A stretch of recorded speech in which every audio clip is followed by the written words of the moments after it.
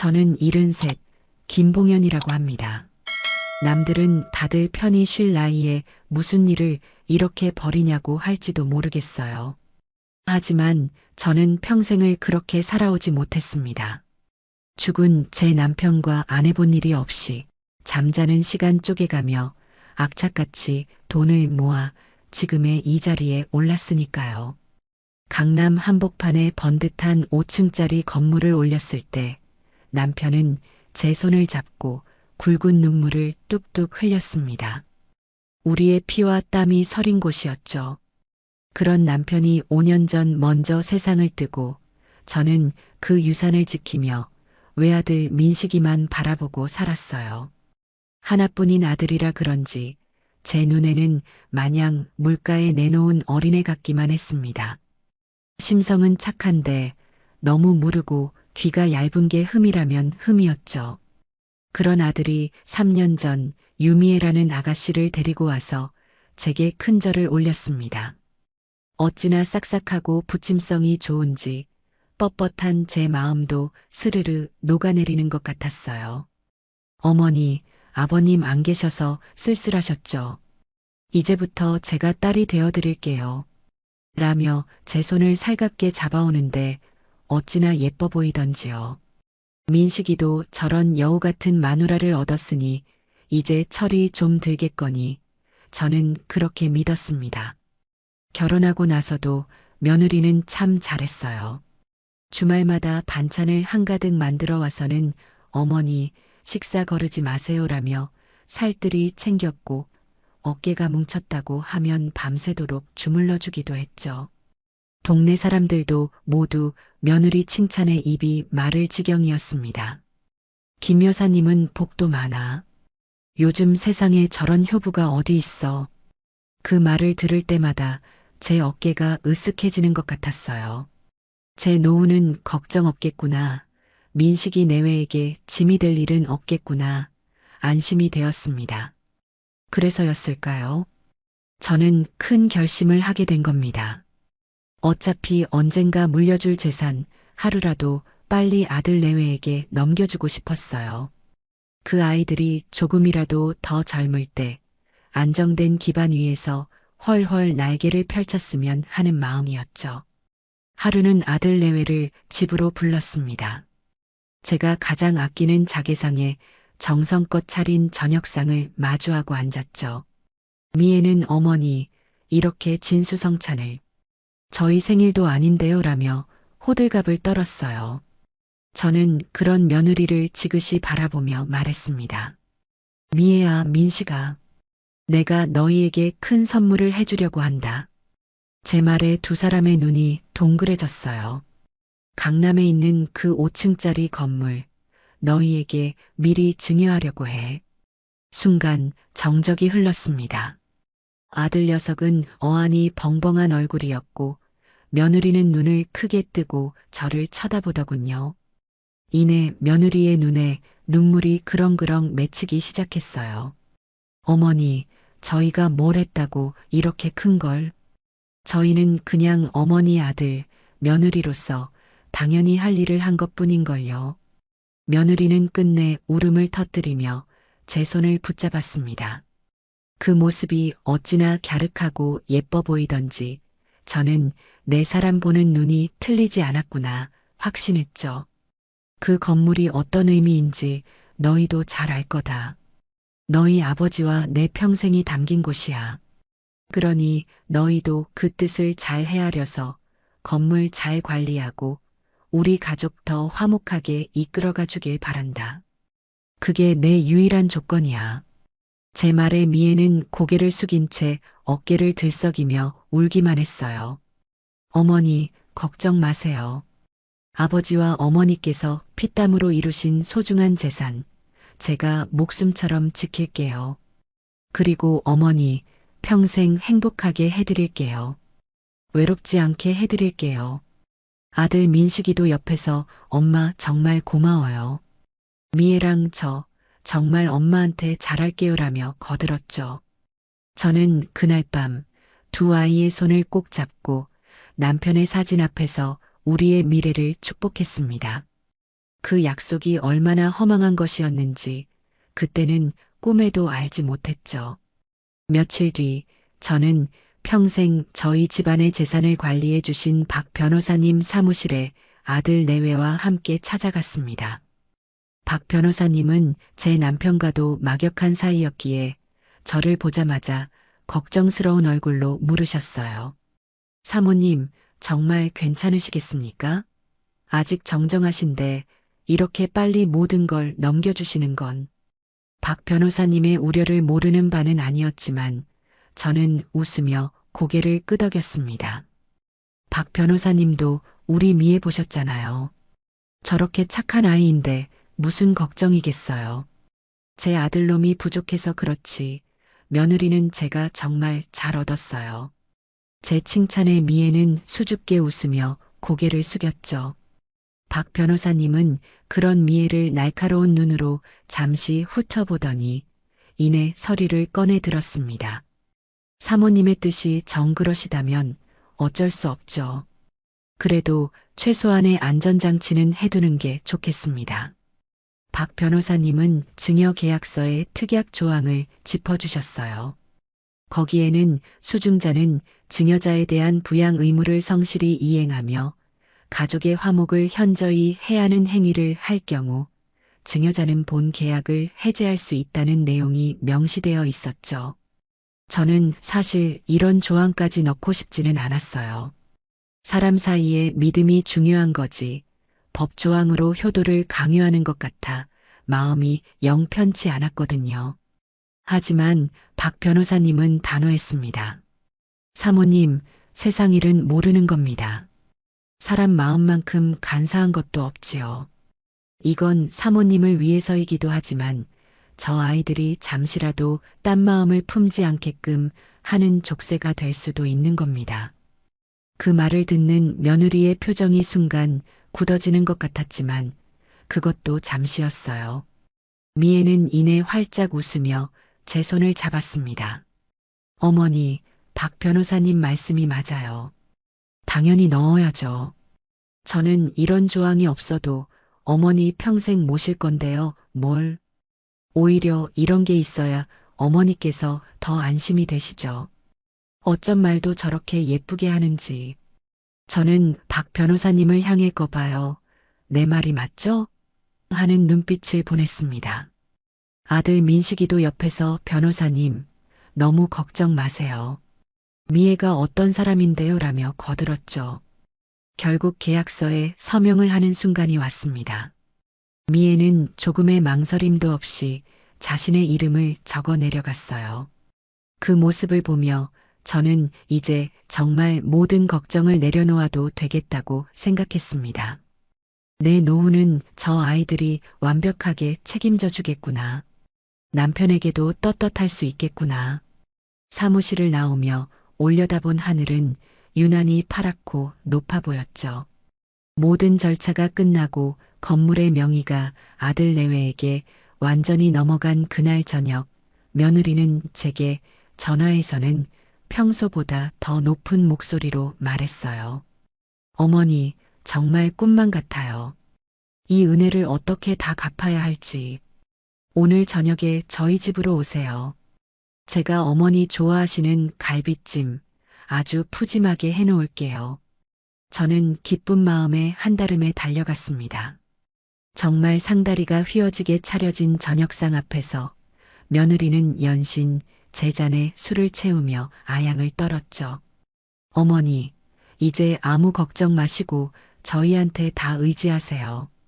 매달 용돈도 넉넉하게 드릴 테니 친구분들하고 여행도 다니시고 배우고 싶었던 것도 배우시고요. 저는 정말 세상을 다 가진 기분이었습니다. 하지만 그날의 약속은 단 하루도 지켜지지 않았습니다. 바로 다음 날 아침부터 모든 것이 달라지기 시작했어요. 아침마다 어머니, 밤새 안녕하셨어요? 라며 살갑게 걸려오던 며느리의 전화는 오지 않았습니다. 점심때가 다 되어서야 걸려온 전화는 어딘지 모르게 피곤하고 귀찮음이 묻어나는 목소리였죠. 아, 어머니. 저 지금 바빠서요. 별일 없으시죠? 그럼 끊을게요. 그 주 주말, 당연히 올 줄 알았던 며느리는 감감무소식이었어요. 제가 먼저 전화를 걸자 며느리는 하품을 섞어가며 말하더군요. 어머니, 저희도 주말에는 좀 쉬어야죠. 앞으로는 반찬 가게에서 사서 드세요. 요즘은 다 그렇게 살아요, 어머니. 그 말을 듣는데 심장이 쿵 하고 내려앉는 것 같았습니다. 불과 며칠 전 평생 제 밥을 책임지겠다던 그 목소리가 맞나 싶었죠. 그 후로 며느리의 발길은 뚝 끊겼습니다. 한 달에 한두 번 아들 녀석 성화에 못 이겨 마지못해 얼굴을 비추는 게 전부였어요. 그나마도 현관문에 서서 어머니 별일 없으시죠? 저 바빠서 이만 가볼게요라며 얼굴만 비추고 사라지기 일쑤였죠. 제가 사는 동네에 볼 일이 있어 왔다가 길에서 우연히 며느리를 마주친 적도 있었어요. 온몸을 값비싼 명품으로 치장하고 친구들과 백화점 쇼핑을 가는 길이더군요. 저를 발견한 며느리는 화들짝 놀라더니 이내 친구들에게 저를 그냥 아는 분이라고 소개했습니다. 그리고는 제게 다가와 작은 목소리로 쏘아붙였죠. 어머니, 여기까지는 어쩐 일이세요? 저 친구들이랑 약속 있는데 용돈 드린 걸로 다니시면 되잖아요. 그 순간 저는 깨달았습니다. 내가 단단히 속았구나. 저 아이의 눈물과 살가운 행동들이 모두 이날을 위한 연기였다는 것을요. 피가 거꾸로 솟는 기분이었지만 저는 꾹 참았습니다. 아직은 때가 아니었으니까요. 그렇게 몇 달이 흘렀습니다. 저는 며느리의 연락을 기다리는 대신 제 나름의 소일거리를 찾아 바쁘게 지내려고 노력했어요. 동네 노인정에도 나가고 평소 배우고 싶었던 서예도 시작했죠. 애써 며느리의 배신을 잊으려 했습니다. 아들 민식이의 얼굴을 봐서라도 제가 한번 참고 넘어가야 한다고 스스로를 다독였어요. 그러던 어느 날 저녁이었어요.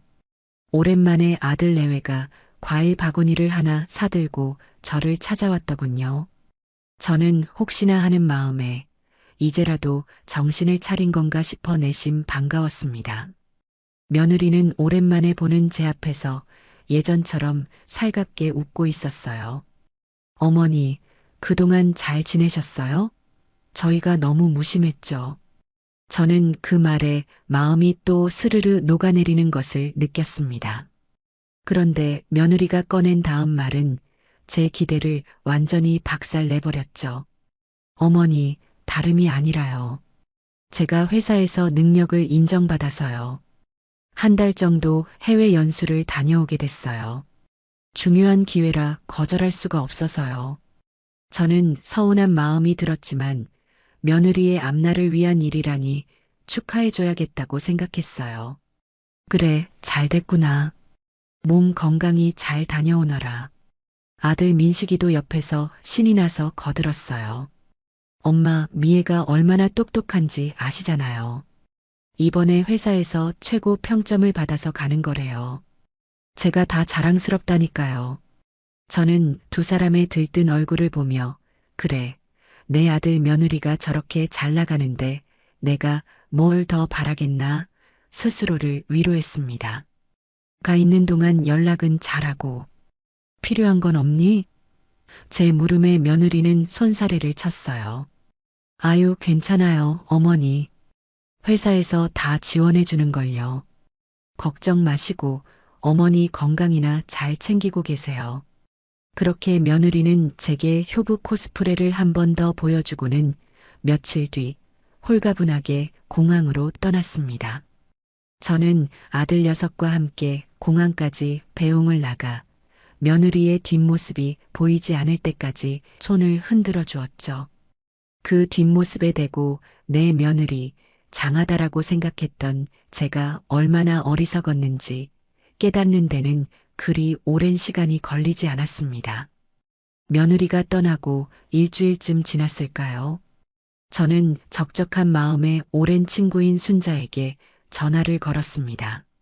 순자는 딸네 집에 가 있다며 한참을 손주 자랑을 늘어놓더군요. 그러다 대뜸 제게 물었어요. 봉연아, 너희 아들 며느리 지금 유럽 가 있지? 우리 딸이 인스타인가 뭔가에서 봤다는데 너희 손녀가 사진을 올렸더라. 아주 근사한 데서 찍었던데 그 순간 전화기를 든 제 손이 그대로 굳어버렸습니다. 유럽이라니 회사 연수를 간다던 애가 왜 유럽에 있단 말인가. 순자야, 그게 무슨 소리야. 우리 며느리는 회사 일로 미국에 갔는데 제 말에 순자가 더 이상하다는 듯 말했어요. 아니야, 파리 에펠탑 앞에서 찍은 사진이라던데 사돈댁 식구들도 다 같이 있는 것 같다고. 우리 딸이 그러는데 할머니, 할아버지와 함께하는 즐거운 유럽 일주라고 적혀 있었다더라. 순자와의 통화가 끝나자마자 저는 온몸에 힘이 쭉 빠지는 것을 느꼈어요. 심장이 미친 듯이 뛰고 손발이 차갑게 식어갔습니다. 저는 평생 그런 SNS라는 것을 해본 적이 없었지만 그 순간만큼은 어떻게든 그 사진을 제 눈으로 확인해야겠다는 생각뿐이었죠. 저는 옆집에 사는 젊은 세댁에게 달려가 자초지종을 설명하고 손녀의 SNS를 찾아봐 달라고 부탁했습니다.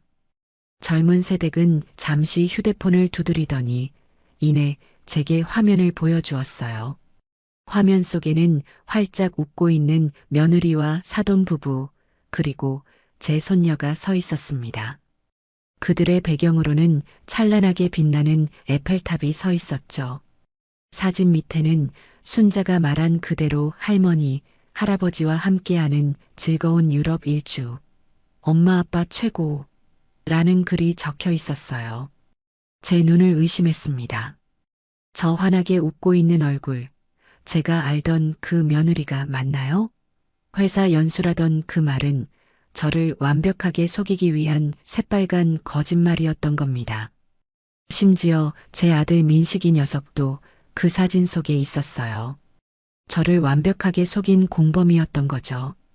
온몸의 피가 차갑게 식는 기분이었습니다.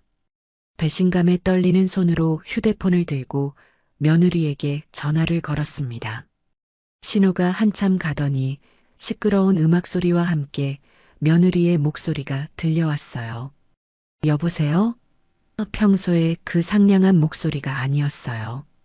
귀찮음과 짜증이 가득 묻어나는 목소리였죠. 저는 떨리는 목소리를 가다듬고 말했습니다. 미애야, 나다. 지금 어디니? 제 목소리를 확인한 며느리는 잠시 말이 없더군요. 이내 한숨을 푹 쉬며 말했습니다. 아, 어머니. 전화하셨어요? 저 지금 바쁜데. 바빠? 회사 연수 간 사람이 뭐가 그리 바빠. 내가 지금 너희들 사진을 봤다. 유럽이라며? 제 추궁의 며느리는 더 이상 숨길 생각이 없는 듯 당당하게 나오기 시작했어요. 아, 그거요. 다 말씀드리려고 했어요. 어쩌다 보니 그렇게 됐네요. 기가 막혀서 말이 나오지 않았습니다. 어쩌다 보니 나를 이렇게 감쪽같이 속여놓고 어쩌다 보니라고. 제 목소리가 점점 커졌지만 며느리는 눈 하나 깜짝하지 않았어요. 오히려 저를 나무라는 듯한 말투였죠. 어머니, 너무 그렇게 화내지 마세요. 저희 사돈 어른들이 평생 해외여행 한번 못 가보셨다고 해서 제가 큰맘 먹고 모시고 온 거예요. 어머니는 언제든 가실 수 있잖아요. 왜 이렇게 저희를 이해 못 해주세요? 그 말을 듣는 순간 저는 이성과 분노를 구분할 수 없게 되었습니다. 이해? 내가 왜 너희를 이해해야 하지? 네가 내 돈으로 네 식구들만 데리고 여행을 갔는데 내가 그걸 이해해야 하냐고. 제 고함에 며느리는 코웃음을 치더군요. 어머니, 이제 그 돈은 제 돈이에요. 어머니가 저한테 주신 거잖아요. 제 돈 제가 어떻게 쓰든 무슨 상관이세요? 솔직히 어머니 모시고 가면 저희가 얼마나 불편하겠어요. 이제 그만 끊을게요. 국제전화 요금 많이 나와요. 그리고 전화는 일방적으로 끊겼습니다. 뚜뚜뚜. 끊어진 신호음을 들으며 저는 그 자리에 한참을 서 있었습니다. 눈물조차 나오지 않았어요.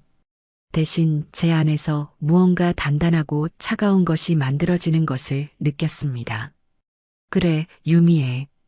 네가 내게 선전포고를 한 거구나. 그렇다면 나도 더 이상 너를 내 며느리, 내 가족으로 생각하지 않겠다. 내가 준 모든 것, 이자까지 쳐서 전부 다 되돌려받겠다. 그날 밤 저는 한숨도 자지 못하고 동이 트기만을 기다렸습니다. 제 인생의 가장 큰 전쟁이 시작된 것이었죠. 다음 날 아침 동이 트자마자 저는 옷을 챙겨 입고 집을 나섰습니다. 제 발걸음이 향한 곳은 박 변호사님의 사무실이었어요. 평소보다 이른 시간에 들이닥친 저를 보고 박 변호사님은 깜짝 놀라셨죠. 사모님, 이 아침에 어쩐 일이십니까? 안색이 안 좋으십니다. 저는 밤새 뜬 눈으로 지새운 얼굴로 자리에 앉자마자 결론부터 말했습니다. 박 변호사님, 증여 해제 소송 시작해야겠습니다. 제 단호한 말에 박 변호사님은 올 것이 왔다는 듯 무겁게 고개를 끄덕이셨어요. 저는 밤새 있었던 일을 차분하게 설명했습니다. 며느리의 거짓말, SNS에 올라온 사진, 그리고 막말이 가득했던 통화 내용까지 모든 이야기를 들은 박 변호사님은 주먹으로 책상을 내리치며 분노하셨죠. 제가 그럴 줄 알았습니다. 그 계집애 처음부터 눈빛이 정상이 아니었어요. 사모님, 정말 잘 결심하셨습니다. 저는 젊은 세대의 도움을 받아 제 휴대폰에 저장해둔 손녀의 SNS 사진과 며느리와의 통화 녹음 파일을 박 변호사님께 넘겼습니다. 박 변호사님은 증거들을 확인하더니 승리를 확신하는 얼굴로 말했어요. 이 정도면 명백한 계약 위반입니다. 부양 의무를 저버렸을 뿐만 아니라 증여자를 기만하고 가족의 화목을 심각하게 해치는 행위니까요. 소송은 우리가 무조건 이깁니다. 하지만 저는 거기서 멈출 생각이 없었어요. 단순히 건물만 되찾는다고 해서 제분이 풀릴 것 같지 않았습니다. 그들의 위선과 탐욕을 세상에 낱낱이 밝히고 그 대가를 톡톡히 치르게 만들고 싶었어요. 박 변호사님, 저는 이것만으로는 부족합니다. 쟤들이 지금 유럽에서 무슨 짓을 하고 다니는지, 제 돈을 어떻게 쓰고 다니는지 전부 다 알아내고 싶어요. 바닥까지 전부 다요. 제 눈빛에서 무언가를 읽으셨는지 박 변호사님은 잠시 생각에 잠기더니 이내 수화기를 들었습니다. 사모님, 아주 유능한 친구가 하나 있습니다. 이런 일을 전문적으로 처리하는 친구죠. 박 변호사님의 소개로 만난 사람은 서춘기획이라는 흥신소의 소장이었어요. 날카로운 눈매에 다부진 체격을 가진 한눈에 봐도 보통 내기가 아닌 여자였죠.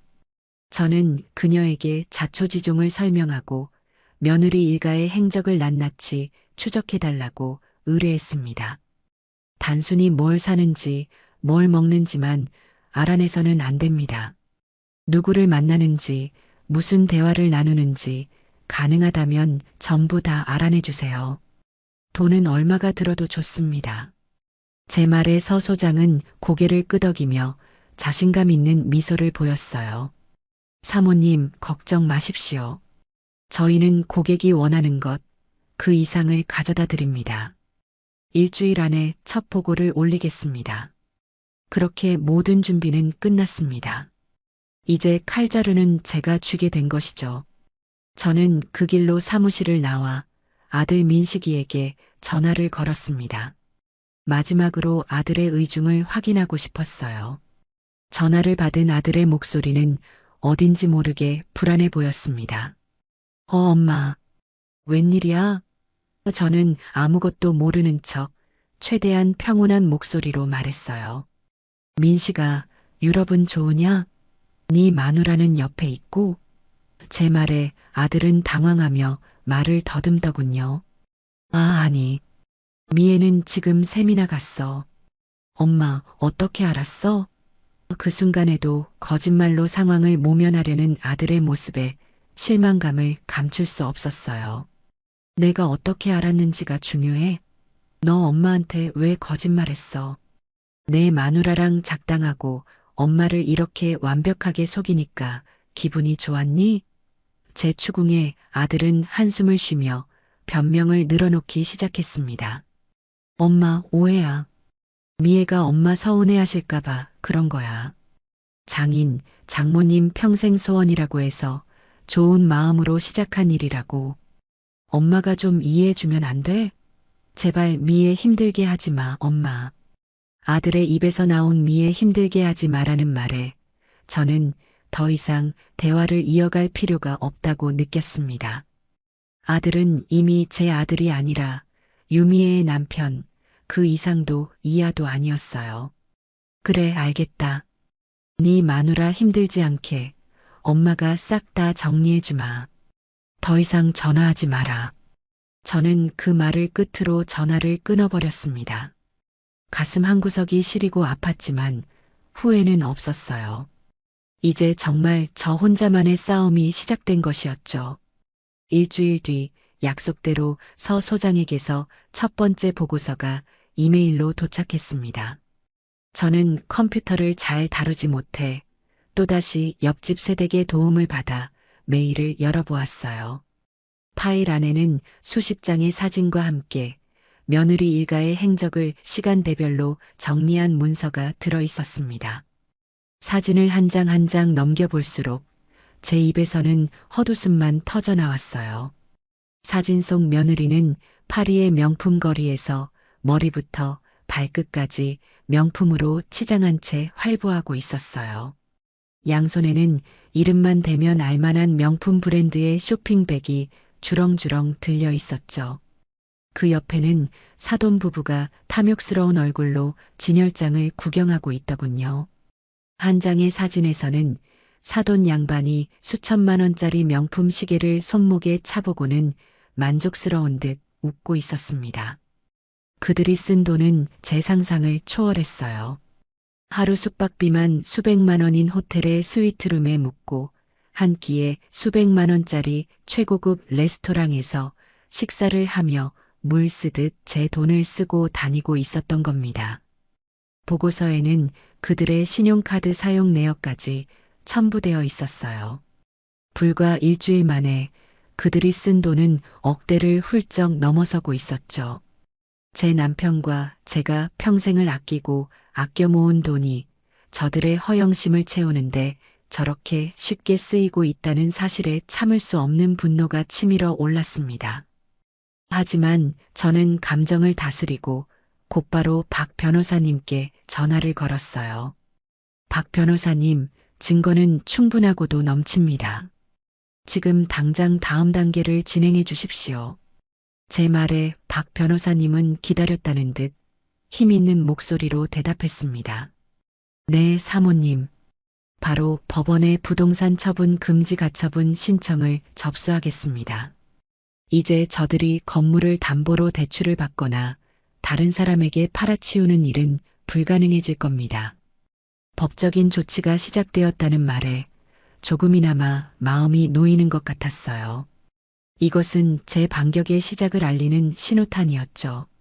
가처분 신청이 받아들여졌다는 연락을 받은 바로 그날 저녁, 저는 뜻밖의 전화를 받았습니다. 발신번호를 보니 국제전화더군요. 며느리인가 싶어 전화를 받았는데 수화기 너머에서는 앙칼진 여자의 목소리가 들려왔어요. 바로 제 사돈이었습니다. 사부인, 지금 제정신이세요? 우리 미애한테 대체 무슨 짓을 한 거예요? 다짜고짜 소리를 지르는 사돈의 목소리에 저는 차분하게 대답했습니다. 제가 무슨 짓을 했나요? 저는 제 재산을 지키기 위해 당연한 일을 했을 뿐입니다. 제 말에 사돈은 더욱 기가 막히다는 듯이 고함을 쳤죠. 당연한 일? 이미 우리 미애한테 준 건물을 왜 이제 와서 팔지도 못하게 막아요? 사부인, 그렇게 욕심이 많아서 천벌받아요. 어디서 늙은이가 추하게. 사돈의 입에서는 차마 입에 담지 못할 막말들이 쏟아져 나왔습니다. 평생을 고상하게 살아왔다고 자랑하던 그 여자의 본 모습이었죠. 저는 더 이상 그 말을 듣고 있을 필요가 없었습니다. 그렇게 악쓰실 시간에 따님 교육이나 제대로 시키시지 그러셨어요. 남의 돈을 날로 먹으려고 했던 대가가 어떤 건지 제가 법정에서 똑똑히 보여드릴 테니. 그리고 다시는 저한테 전화하지 마세요. 불쾌하니까. 저는 그 말을 끝으로 단호하게 전화를 끊어버렸습니다. 이제 그들에게 남은 것은 한국으로 돌아와 법의 심판을 받는 것뿐이었죠. 저는 차가운 미소를 지으며 창밖에 펼쳐진 서울의 야경을 내려다보았습니다. 유미애, 네가 아주 큰 실수를 한 거야. 이 김봉연이가 어떤 사람인지 이제부터 뼈저리게 느끼게 해줄 테니. 법적인 조치가 들어갔다는 소식이 유럽에 있는 며느리 귀에 들어가는 데는 그리 오랜 시간이 걸리지 않았습니다.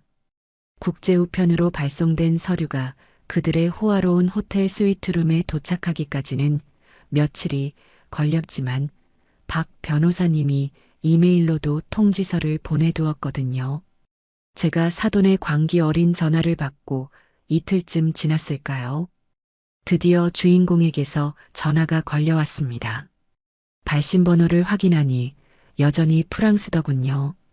저는 심호흡을 한번 하고 최대한 차분한 목소리로 전화를 받았습니다. 여보세요. 수화기 너머에서는 몇 초간 아무 소리도 들리지 않았어요. 거친 숨소리만 간간히 들려왔죠. 이내 제 고막을 찢을 듯한 며느리의 비명이 터져 나왔습니다. 어머니, 지금 저한테 무슨 짓을 하신 거예요? 이게 다 진짜예요? 저는 태연하게 대답했어요. 무슨 짓이라니. 나는 내 것을 되찾기 위한 정당한 절차를 밟고 있을 뿐이다. 제 말에 며느리는 이성을 잃은 듯 악을 쓰기 시작했습니다. 내 것이라니, 이건 이제 내 건물이라고요. 어머니가 저한테 주신 거잖아요. 그런데 이제 와서 팔지도 못하게 막아놓으면 어떡해요? 우리 아빠 사업 시작해야 하는데 어머니가 다 망쳐놨어요. 마지막 말에서 저는 며느리의 진짜 속내를 다시 한번 확인할 수 있었죠. 결국 그 돈은 아들 내외의 행복한 미래를 위한 것이 아니라 사돈네의 사업 미천이었던 겁니다. 그래서 나를 속이고 네 식구들끼리 유럽으로 날라서 사업 구상이라도 하고 있었니? 내 돈으로? 제 비아냥의 며느리는 잠시 말을 잇지 못하더니 이내 더 교활한 목소리로 말하기 시작했어요. 어머니, 정말 이렇게까지 하실 거예요? 민식 씨, 당신 아들이에요. 당신 아들 앞길 막아서 좋을 거 뭐 있어요? 이 소송, 결국 진흙탕 싸움밖에 더 되겠어요? 사람들 다 어머니 욕할 거라고요. 늙어서 욕심만 많아가지고 자식 재산 뺏는다고. 그 협박을 듣고 있자니 어이가 없어서 웃음이 나왔습니다. 사람들이 내 욕을 할지 아니면 시어머니 뒤통수 치고 그 돈으로 제 식구들 배만 불리려던 너를 욕할지 그건 법정에서 가려보면 알게 되겠지. 그리고 민식이는 더 이상 네가 입에 올릴 내 아들이 아니다. 네가 내 아들을 어떻게 망가뜨렸는지 내가 하나하나 다 밝혀줄 테니까. 할 말 없으면 끊어라. 비싼 국제전화 요금 내 돈으로 내고 있는 거 아니니? 저는 그 말을 끝으로 가차없이 전화를 끊었습니다. 아마 수화기 너머에서 분을 이기지 못해 길길이 날뛰고 있겠죠. 저는 그 모습을 상상하며 10년 묵은 체증이 조금은 내려가는 기분을 느꼈습니다. 그들은 애초에 계획했던 한 달짜리 호화 여행을 채 열흘도 채우지 못하고 부랴부랴 한국으로 돌아오는 비행기 표를 끊어야만 했어요. 탕자들의 귀환이 임박한 것이었죠. 며칠 뒤 현관문이 부서져라 두드리는 소리에 저는 잠에서 깼습니다. 시계를 보니 새벽 6시더군요. 아마 밤 비행기를 타고 도착하자마자 공항에서 저희 집으로 달려온 모양이었죠. 어머니, 문 열어보세요. 어머니. 밖에서는 며느리와 아들, 그리고 사돈의 목소리가 뒤섞여 들려왔습니다. 저는 잠옷바람 그대로 천천히 현관으로 걸어갔습니다. 문을 열자 제 앞에는 지옥에서 막 돌아온 것 같은 네 사람의 얼굴이 서 있었습니다. 장시간 비행으로 퉁퉁 붓고 피로에 절은 얼굴, 그리고 분노로 이글거리는 눈빛. 가장 먼저 입을 연 것은 바깥사돈이었습니다. 그는 대뜸 제 멱살이라도 잡을 것처럼 달려들며 소리쳤어요. 사부인, 이게 대체 무슨 경우 없는 짓이오. 사람을 유럽까지 오라가라 해놓고 뒤에서는 이런 뒤통수를 쳐? 저는 기가 막혀서 되물었습니다. 제가 언제 오라가라 했습니까? 제 돈으로 몰래 놀러 간 건 당신들 아닙니까? 제 말에 안사돈이 날카로운 목소리로 받아쳤습니다. 뭐, 몰래? 사부인, 말 조심하세요.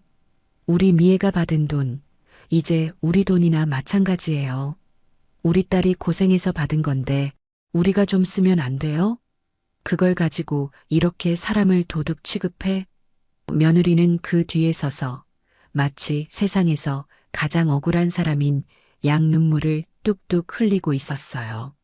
아들 민식이는 어쩔 줄 몰라 하며 제 눈치만 살피고 있었고요. 저는 그 꼴들을 한심하게 쳐다보며 거실로 들어오라는 손짓을 했습니다. 할 말이 있으면 들어와서들 하세요. 동네 시끄럽게 이게 무슨 추태들입니까? 네 사람은 기다렸다는 듯이 신발도 벗는 둥 마는 둥 하며 거실로 들이닥쳤습니다. 그리고는 마치 자기들 집인 양 소파에 벌러덩 주저앉더군요. 저는 그들을 마주보고 섰습니다. 그래서 용건들이 뭡니까? 이 새벽부터 몰려와서 따질 만큼 중요한 일들인가 봐요. 제 차가운 말에 안사돈이 발끈하며 일어섰습니다. 사부인, 지금 장난하세요? 당장 가처분 신청 그거 풀고 우리 미애한테 사과하세요. 노망 나셨어요? 왜 멀쩡한 애 앞길을 막고 난리예요? 저는 그 말을 듣고도 표정 하나 바꾸지 않은 채 거실의 큰 탁자를 가리켰습니다. 거기들 앉으세요. 제가 재미있는 구경을 시켜드릴 테니. 제 말에 그들은 의아한 표정으로 식탁 의자에 마지못해 앉았습니다.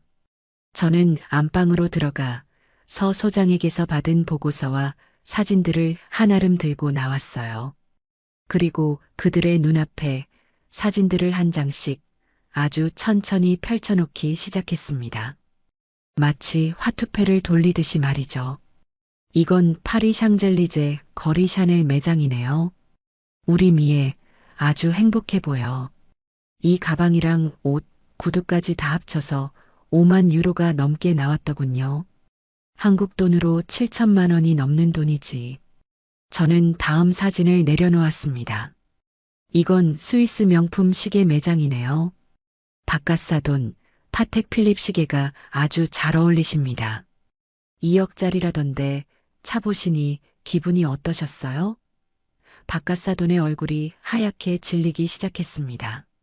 저는 멈추지 않았어요. 이건 미슐랭 3스타 레스토랑 영수증. 한 끼 식사에 800만 원. 와인 한 병에 2천만 원.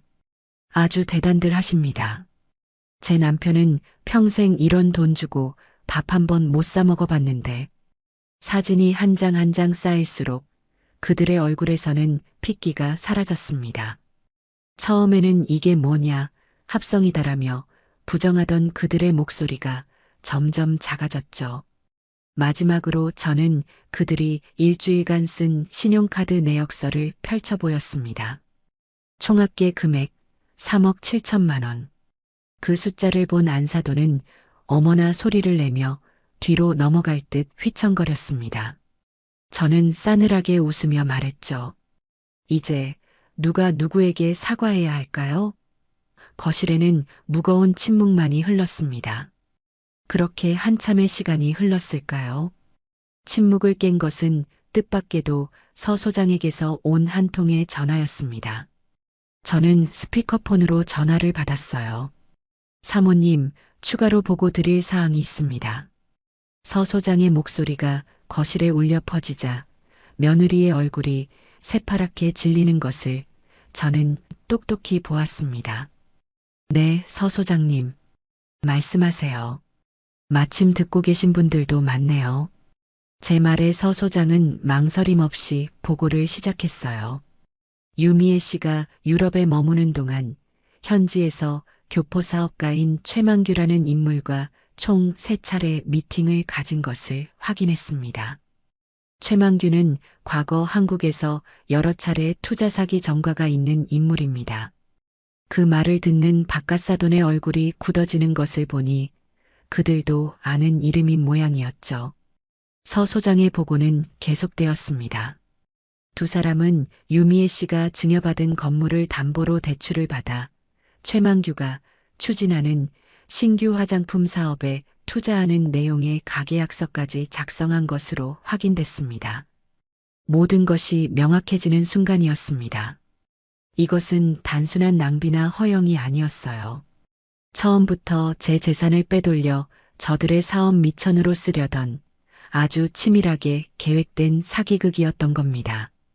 제가 아무것도 모르고 가만히 있었다면 지금쯤 제 건물은 사기꾼의 손에 담보로 잡혀 통째로 날아갔을지도 모를 일이었죠.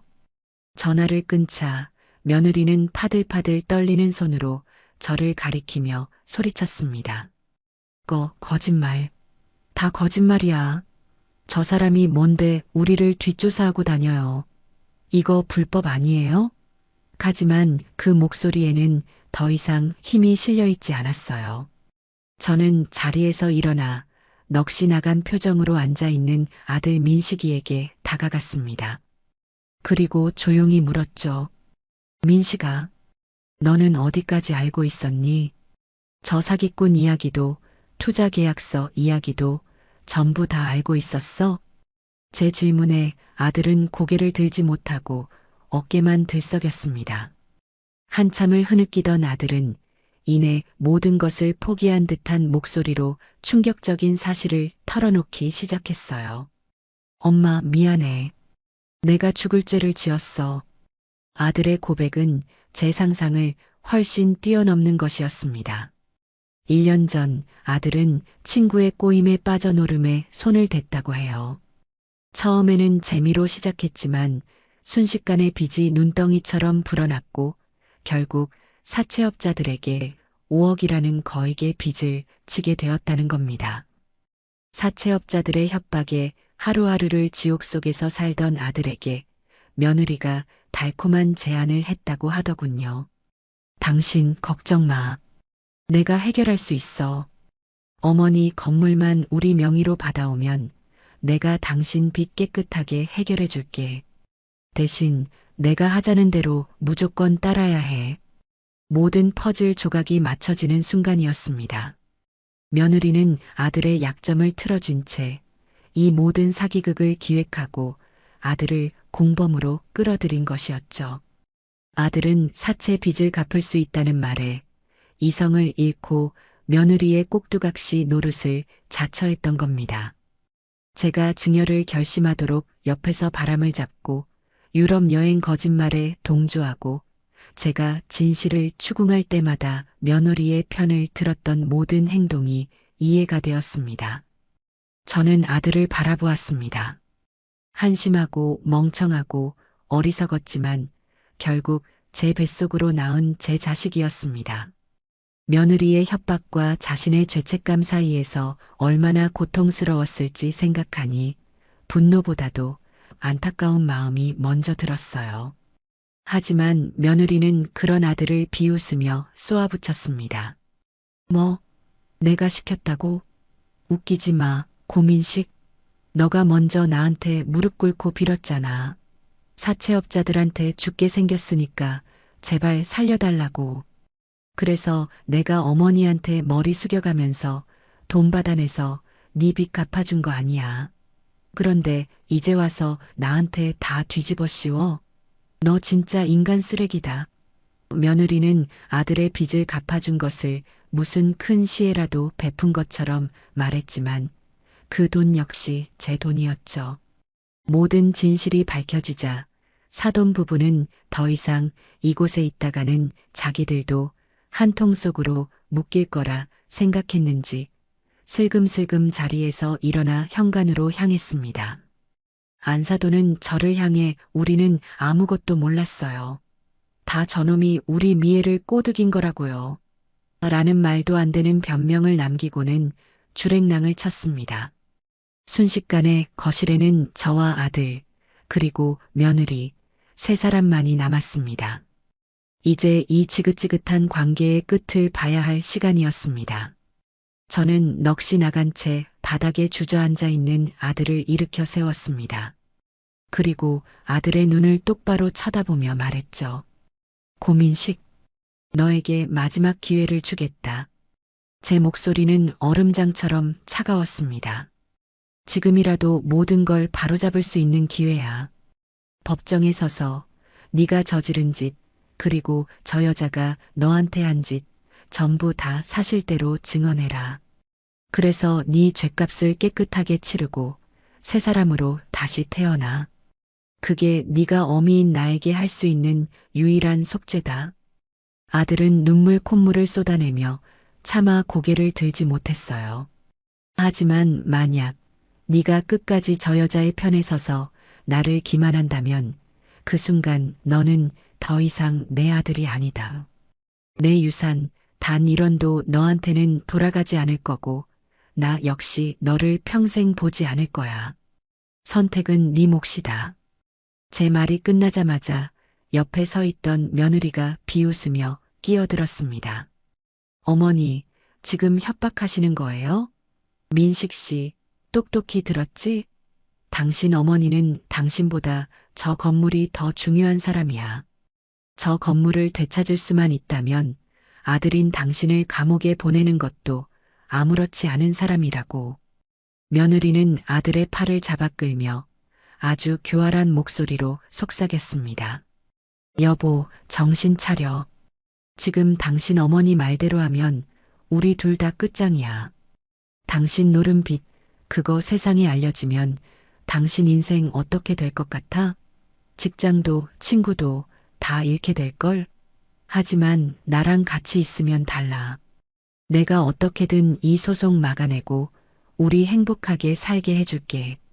응? 내 말 믿어. 며느리는 한 손으로는 채찍을, 다른 한 손으로는 당근을 흔들며 아들을 회유하기 시작했습니다. 제 아들은 두 여자 사이에서 마치 폭풍우 속의 돛담배처럼 위태롭게 흔들리고 있었죠. 저는 아들의 선택을 그저 묵묵히 기다릴 뿐이었습니다. 아들은 한참 동안 아무 말도 하지 못하고 고개만 숙인 채 흐느꼈습니다. 며느리와 저를 번갈아 쳐다보는 그의 눈빛은 처절하게 흔들리고 있었어요. 며느리는 그런 아들의 어깨를 감싸 안으며 거의 다 넘어왔다는 듯 승리의 미소를 짓고 있었죠. 하지만 그 순간 아들은 며느리의 손을 뿌리쳤습니다. 그리고 비틀거리는 걸음으로 제 앞에 와서 무릎을 꿇었습니다. 엄마, 내가 잘못했어. 내가 다 잘못했어. 엄마 말대로 할게. 법정에 서서 내가 아는 거 전부 다 말할게. 벌 달게 받을게. 그러니까 제발, 제발 나 한 번만 용서해줘. 엄마.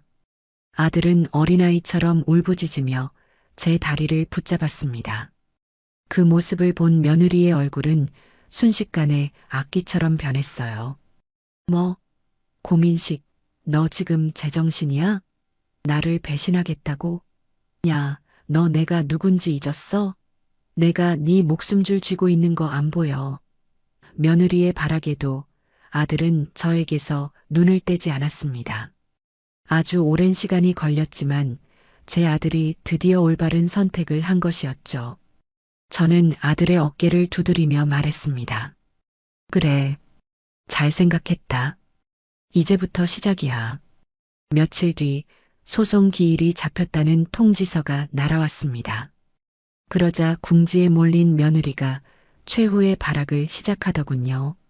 어느 날 저녁 초인종 소리에 문을 열어보니 며느리가 문 앞에 서 있었습니다. 며칠 굶었는지 헬쑥해진 얼굴에 눈은 퉁퉁 부어 있었죠.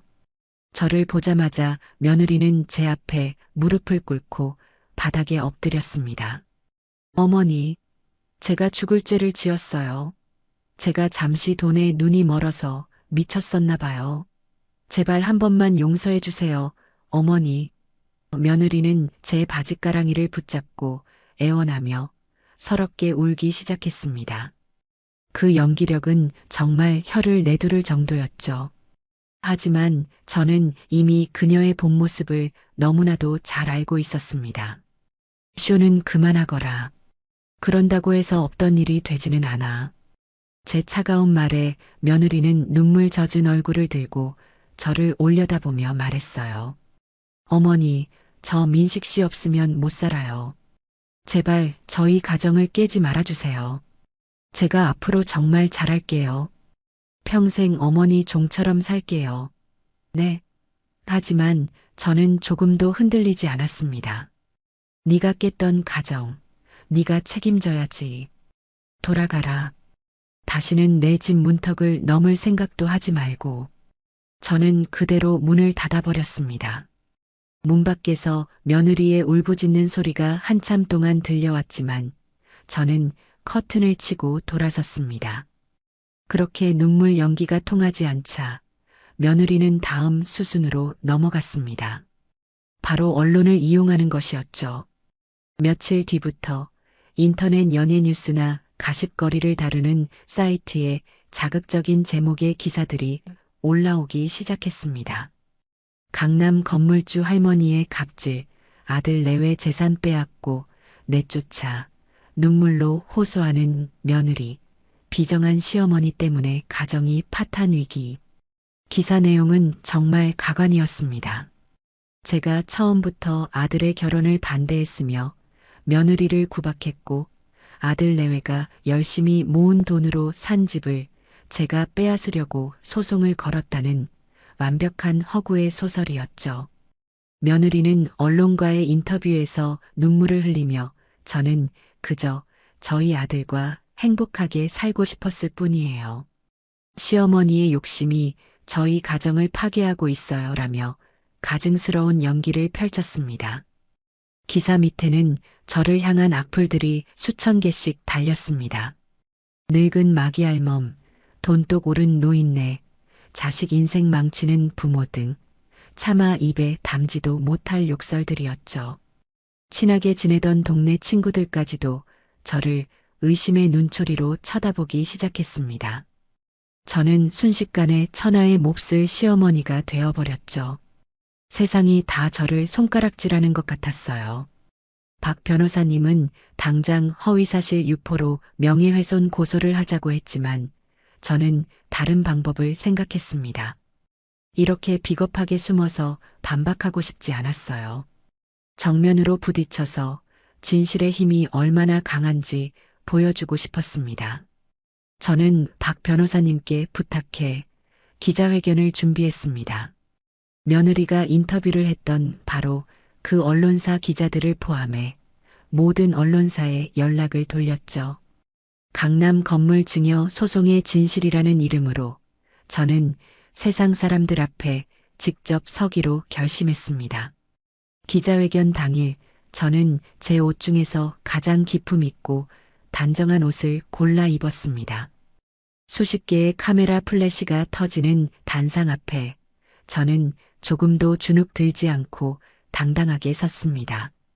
그리고 마이크를 잡고 제 입으로 직접 지난 몇 달간 벌어졌던 모든 일들을 차분하게 이야기하기 시작했습니다. 제 옆에는 박 변호사님이 그리고 그 뒤에는 굳은 표정의 아들 민식이가 함께 서 있었죠. 진실과 거짓의 마지막 싸움이 그렇게 시작되고 있었습니다. 기자회견장에는 수십 개의 카메라와 기자들로 발 디딜 틈이 없었어요. 그 모든 렌즈가 저를 향해 있었지만 저는 조금도 떨리지 않았습니다. 오히려 묘한 평온함마저 느껴졌죠. 진실은 가장 강력한 갑옷이라는 말을 저는 그날 온몸으로 실감하고 있었습니다. 제가 마이크를 잡고 입을 열자 시끄럽던 장내가 순식간에 조용해졌어요. 저는 며느리를 비난하기 전에 먼저 제 남편과 저의 이야기부터 시작했습니다. 시장 좌판에서 국밥을 팔던 시절 매일같이 잠을 쫓아가며 건물을 올렸던 그 고된 시간들, 그리고 마침내 우리 부부의 꿈이 완성되었을 때 흘렸던 눈물까지. 제 이야기에 기자들은 펜을 놀리던 손을 멈추고 저를 바라보기 시작했어요. 그리고 저는 며느리를 처음 만났던 날의 기쁨과 그녀에게 모든 것을 물려주기로 결심했던 제 진심을 이야기했습니다. 제가 얼마나 그녀를 믿고 의지하려 했는지, 그녀가 제 노후의 든든한 동반자가 되어줄 것이라 얼마나 굳게 믿었는지 말이죠. 그 후 저는 박 변호사님이 준비해준 자료들을 화면에 띄웠습니다. 첫 번째는 부양 의무 조항이 선명하게 적힌 증여 계약서였어요. 두 번째는 며느리와 제가 주고받았던 문자 메시지들이었죠. 명의가 이전되기 전까지는 매일같이 어머니 사랑해요라고 보내왔던 그녀의 메시지와 명의가 이전된 후에는 제 연락을 피하고 단답으로 일관했던 메시지들이 극명하게 대비되었습니다. 세 번째 자료는 바로 며느리와의 통화 녹음 파일이었습니다. 이제 그 돈은 제 돈이에요. 제 돈 제가 어떻게 쓰든 무슨 상관이세요? 라는 며느리의 차가운 목소리가 기자회견장에 울려 퍼지자 곳곳에서 탄식이 터져 나왔어요. 마지막으로 저는 며느리 일가가 유럽에서 초호화 여행을 즐기는 사진과 수억 원에 달하는 신용카드 내역서를 공개했습니다. 기자들의 카메라 플래시가 쉴 새 없이 터졌죠. 모든 증거 공개가 끝난 후 저는 마이크를 다시 잡고 말했습니다. 저는 제 돈을 되찾고 싶은 것이 아닙니다. 저는 제 아들과 저희 가족의 믿음과 제 남편의 유산을 지키고 싶은 겁니다. 돈 때문에 켜켜이 쌓아온 가족의 정을 헌신짝처럼 내버리는 이 끔찍한 행태에 제가 할 수 있는 모든 것을 걸고 맞서 싸울 생각입니다. 부디 거짓의 눈물 뒤에 가려진 진실을 봐주시길 바랍니다. 제 말이 끝나자 기자회견장에서는 박수가 터져 나왔습니다. 그날 이후 여론은 완전히 뒤집혔습니다. 인터넷 기사에는 며느리의 위선과 사치를 비난하는 댓글들이 넘쳐났고 저를 응원한다는 글들이 쇄도하기 시작했어요. 이제 전세는 완전히 역전된 것이었죠.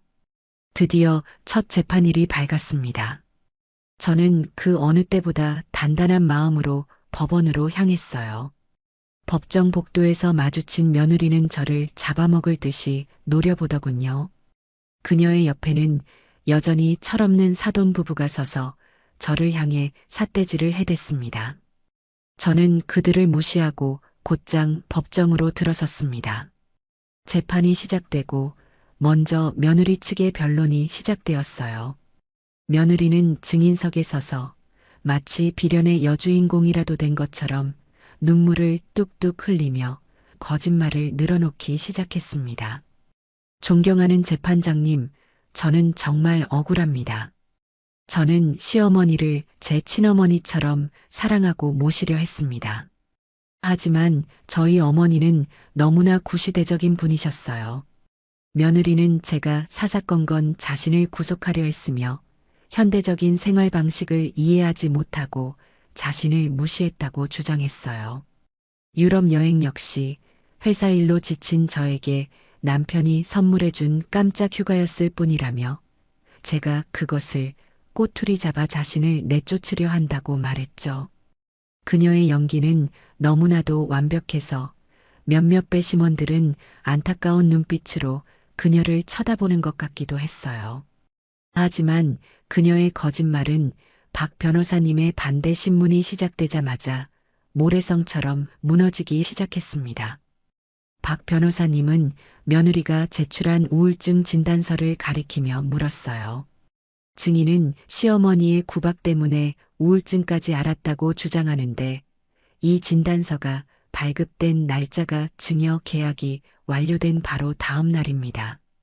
그리고 바로 그날 저녁 증인은 최고급 한우 레스토랑에서 150만 원어치의 식사를 하고 SNS에 세상을 다 가진 기분이라는 글을 올렸는데 이게 우울증 환자의 행동이라고 볼 수 있을까요?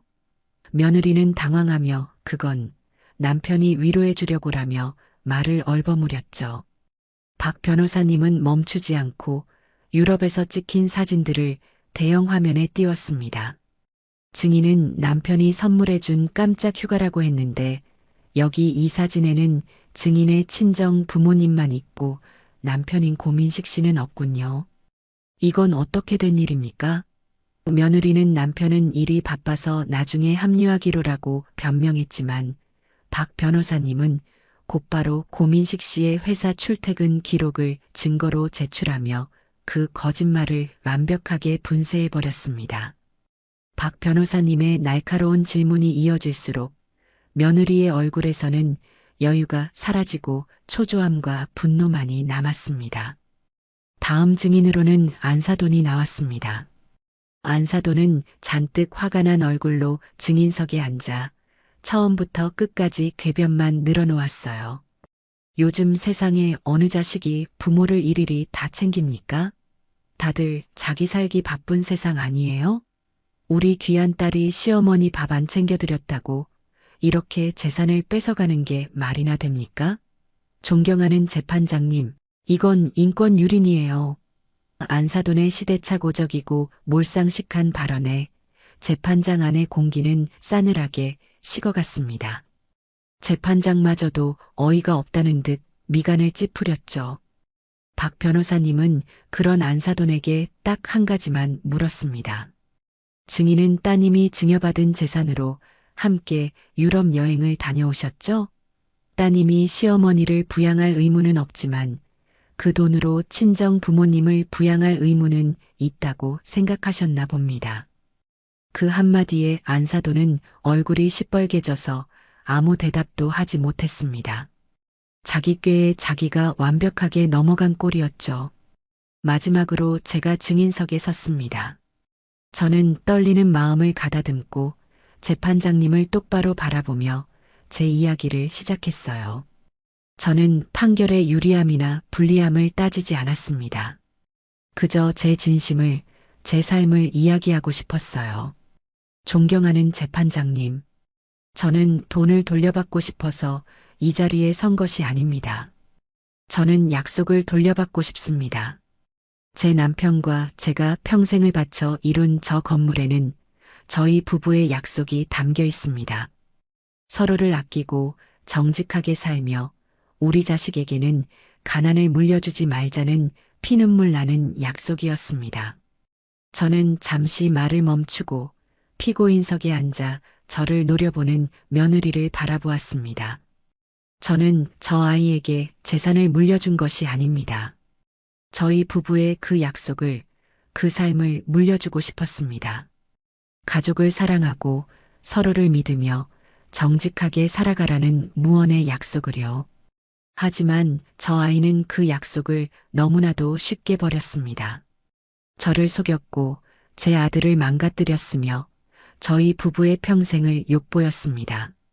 제 목소리는 떨리지 않았어요. 눈물도 흘리지 않았죠.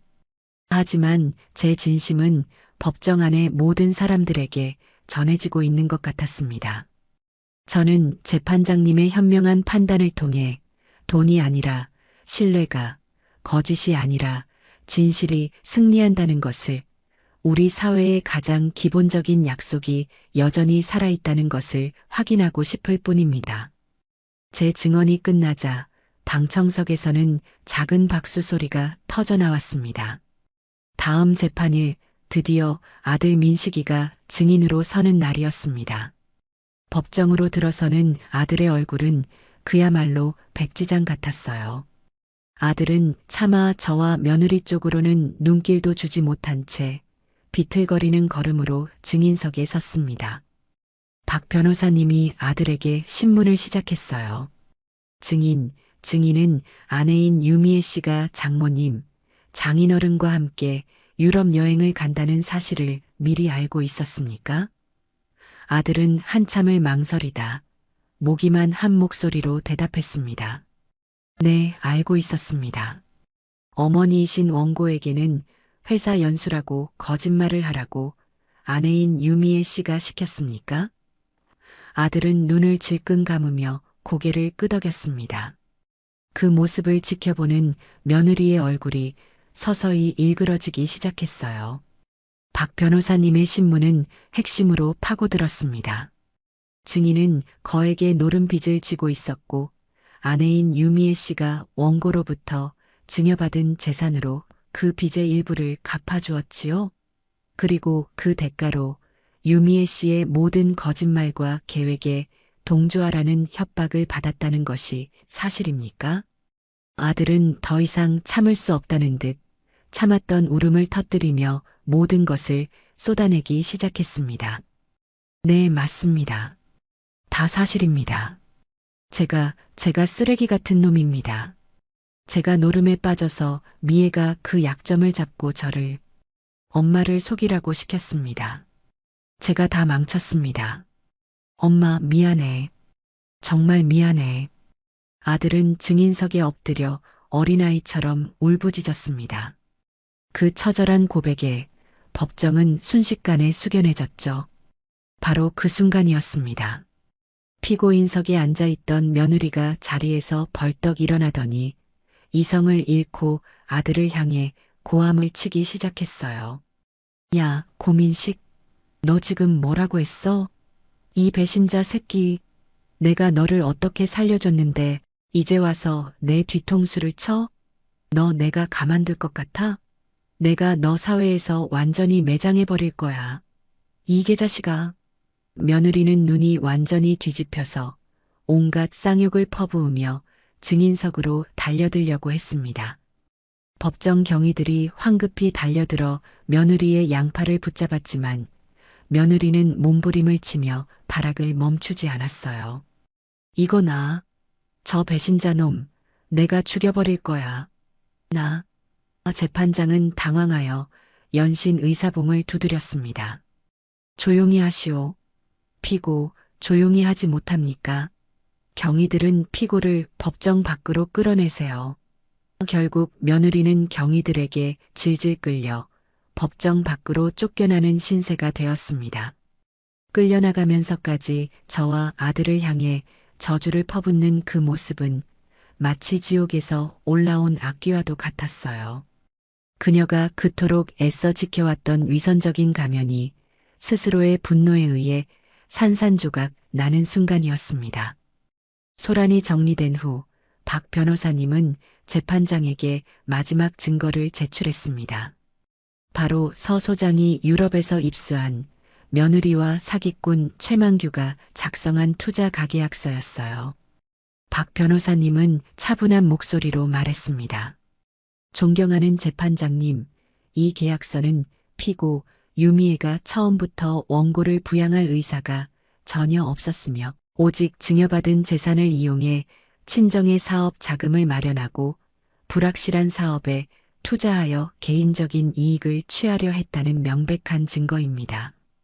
이것은 단순한 부양 의무 불이행을 넘어 증여자를 기만하여 재산을 편취하려 한 명백한 사기 행위에 해당합니다.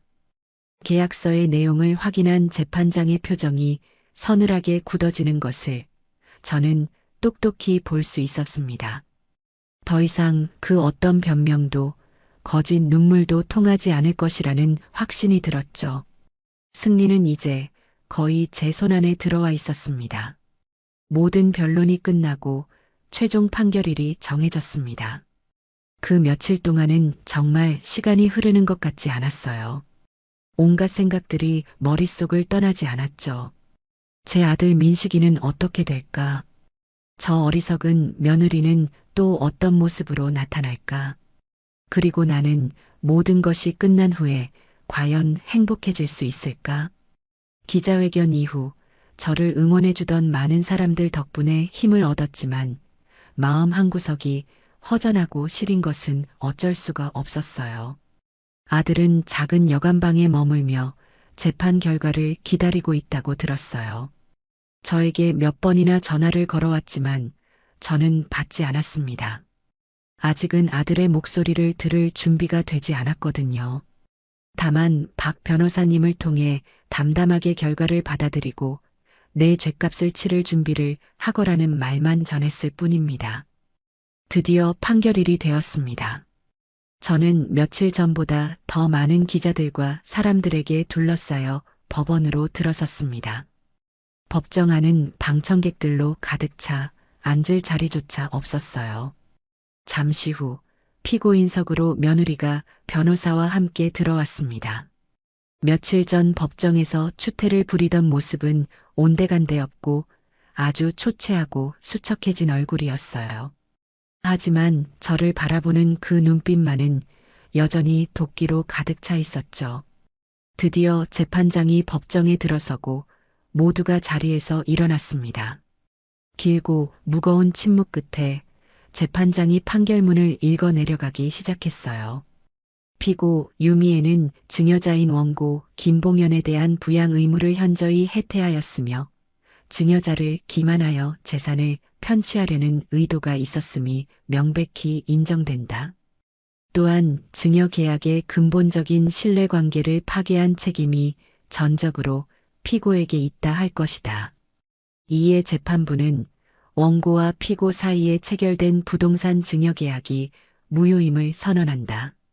피고는 원고에게 해당 부동산의 소유권을 즉시 이전하고 소송 비용 전액을 부담하라.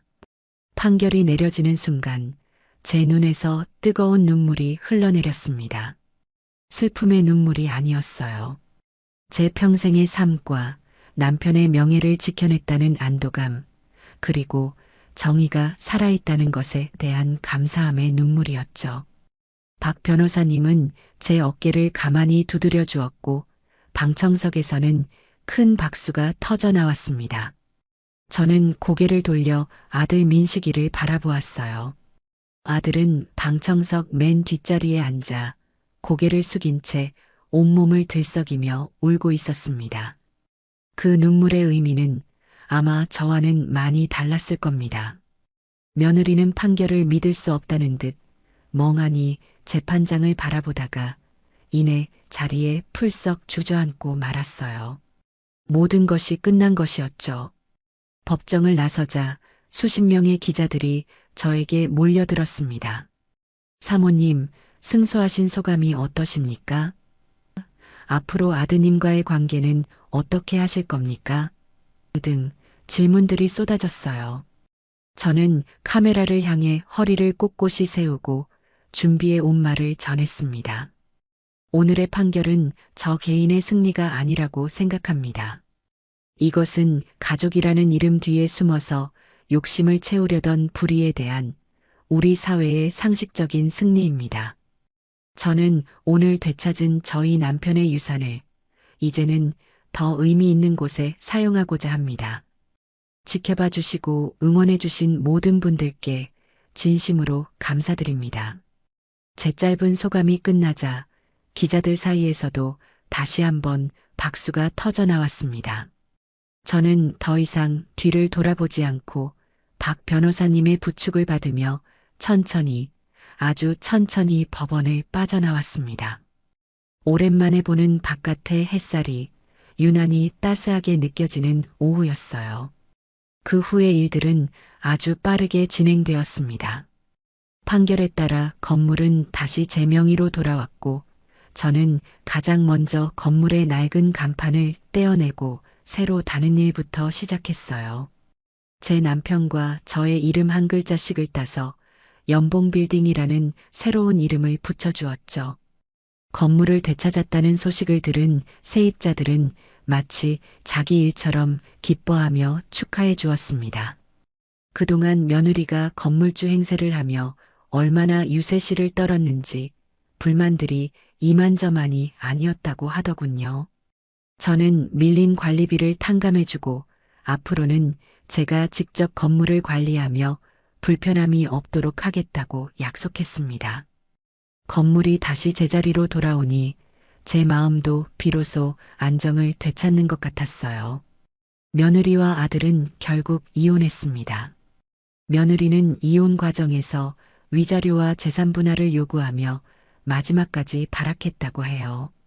하지만 재판에서 명백하게 유책 배우임이 밝혀졌기 때문에 그녀는 단 한 푼도 받아내지 못하고 맨몸으로 쫓겨나야만 했습니다.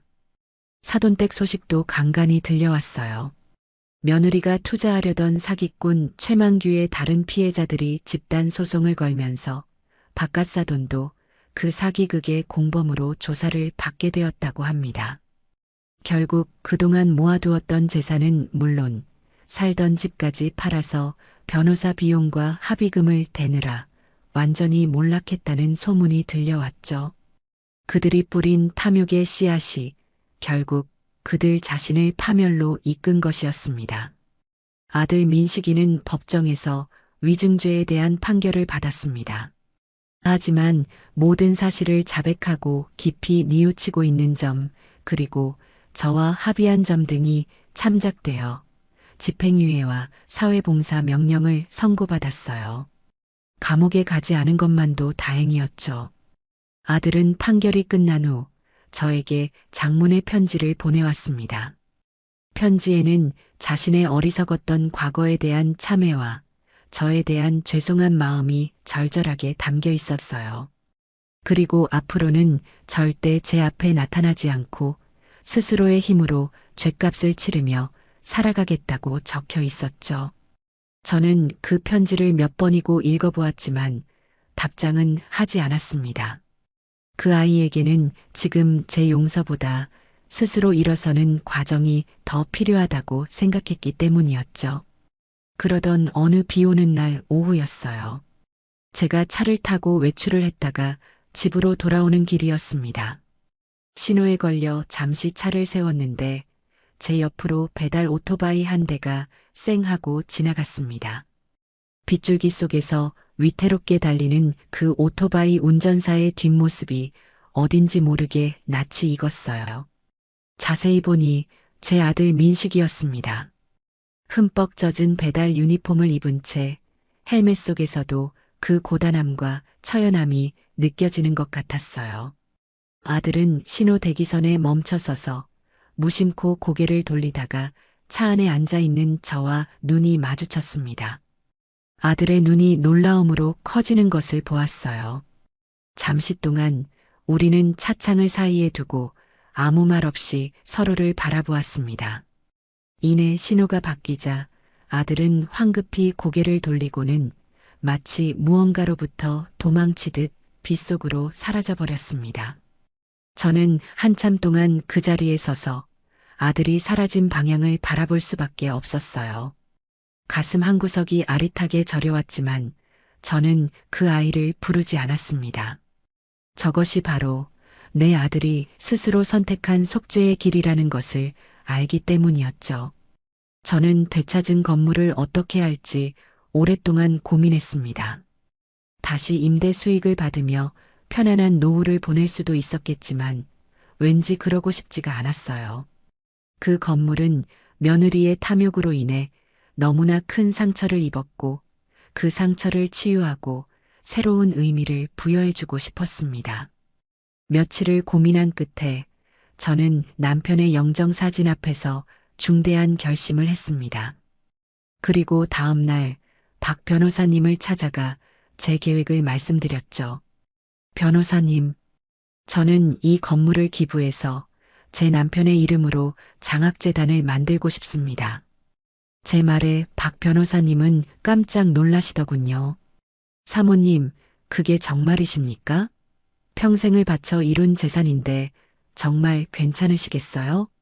저는 웃으며 대답했습니다. 그럼요. 이 건물이 돈 귀신들의 싸움터가 아니라 어려운 환경 속에서도 꿈을 키우는 젊은이들의 희망이 되었으면 좋겠어요. 하늘에 있는 우리 남편도 분명 그걸 더 좋아할 겁니다. 제 확고한 의지를 확인한 박 변호사님은 이내 감동적인 얼굴로 제 손을 잡으며 말했습니다. 사모님은 정말 대단한 분이십니다. 제가 최선을 다해 돕겠습니다. 그렇게 제 인생의 이 막은 예전과는 전혀 다른 방식으로 새롭게 시작되고 있었습니다. 장학재단 설립은 생각보다 훨씬 더 복잡하고 손이 많이 가는 일이었습니다. 법적인 절차는 물론이고 재단의 정관을 만들고 운영 방침을 정하고 함께 일할 사람들을 뽑는 일까지 어느 하나 쉬운 것이 없었죠. 하지만 저는 이상하게도 그 과정이 전혀 힘들게 느껴지지 않았어요. 오히려 하루하루 새로운 활력이 솟아나는 기분이었죠.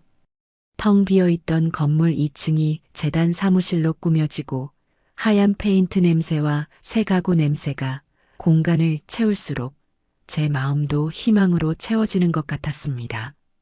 며느리의 탐욕과 아들의 어리석음으로 얼룩졌던 이 공간이 이제는 젊은이들의 꿈을 응원하는 희망의 장소로 다시 태어나고 있었으니까요. 제게는 그 무엇과도 바꿀 수 없는 치유의 과정이었습니다.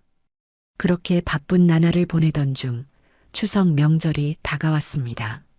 집집마다 명절 음식을 준비하고 오랜만에 만날 가족들을 기다리는 설렘으로 들썩이는 시기였죠.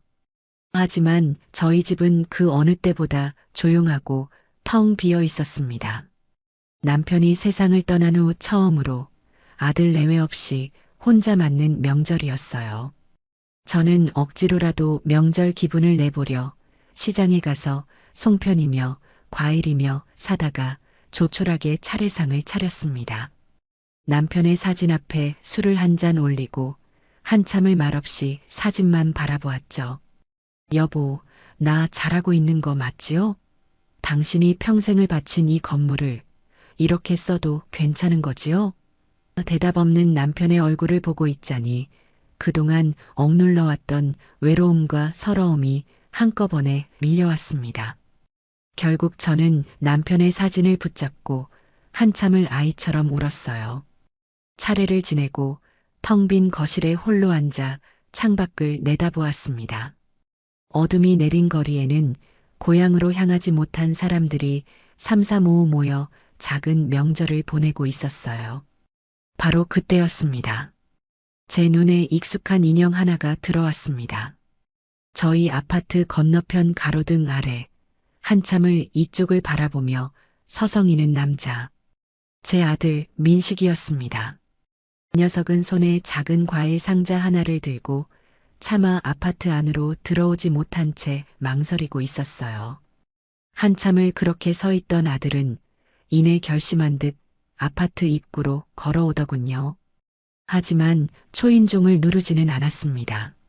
아들은 문 앞에 과일 상자를 조용히 내려놓고는 저희 집 창문을 향해 허리를 깊이 숙여 인사를 했습니다. 그리고는 미련 없이 돌아서서 어둠 속으로 사라졌어요. 저는 그 모든 광경을 숨죽여 지켜보았습니다. 아들이 사라진 것을 확인하고 저는 천천히 아래층으로 내려갔습니다. 현관문 앞에는 아들이 놓고 간 작은 사과 상자가 덩그러니 놓여 있었어요.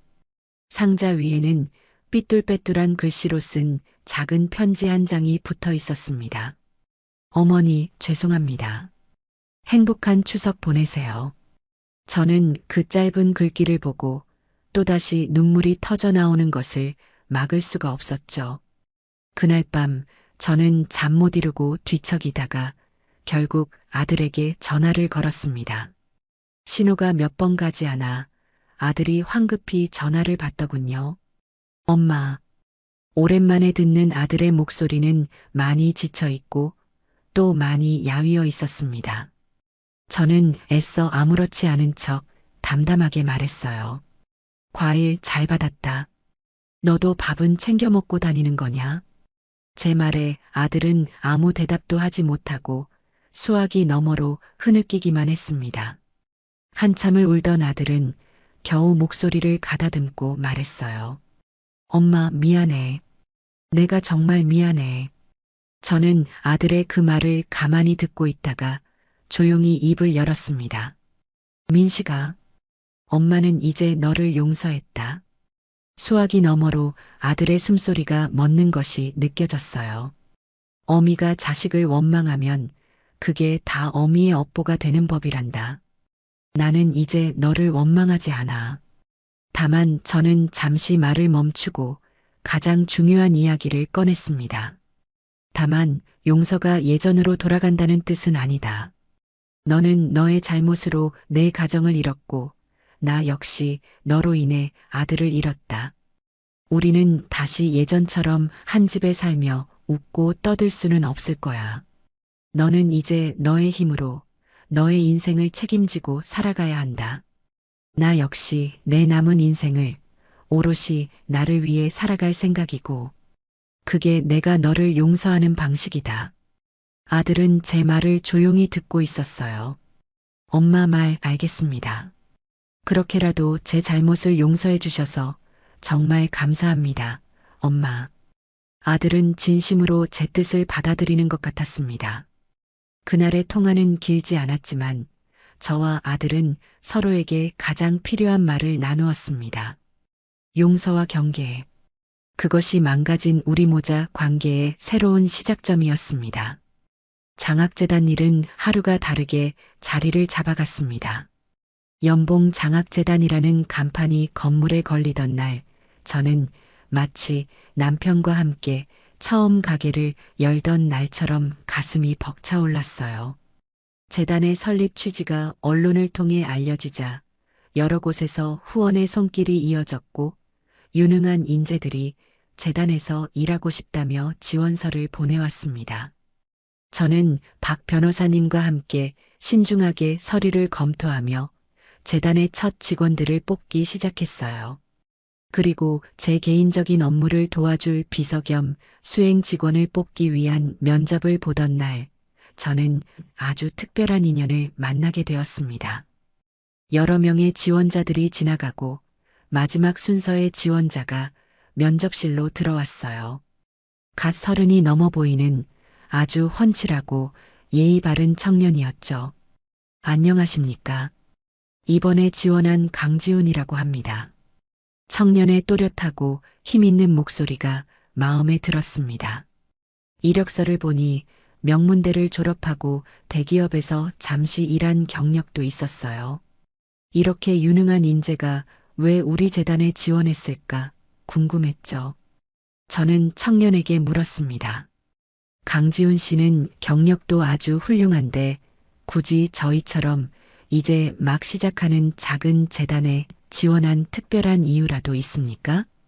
제 질문에 강지훈이라는 청년은 잠시 저를 지그시 바라보더니 이내 옅은 미소를 지으며 말했습니다. 네, 있습니다. 사실 저는 이사장님을 아주 오래전부터 알고 있었습니다.